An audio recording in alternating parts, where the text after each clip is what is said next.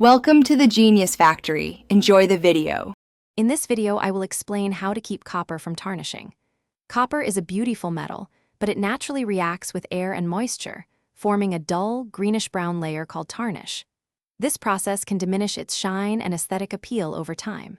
Fortunately, there are several effective methods to prevent this oxidation and maintain your copper item's lustrous finish. We will explore cleaning, protective coatings, and ongoing care to keep your copper looking its best.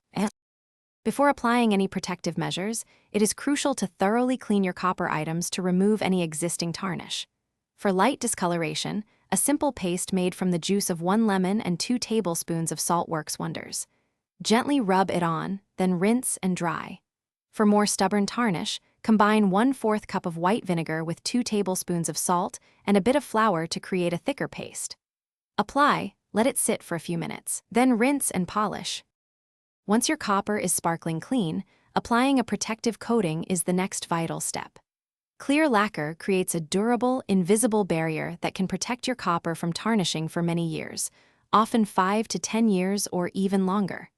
For a more natural, renewable option, consider microcrystalline wax. It provides a softer, protective layer that can be reapplied every 6 to 12 months. Always ensure the copper is completely clean and dry before application for best results. Maintaining your copper's shine also involves ongoing care and smart storage.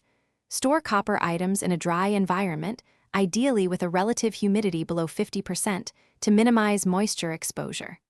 Avoid direct sunlight, which can accelerate tarnishing.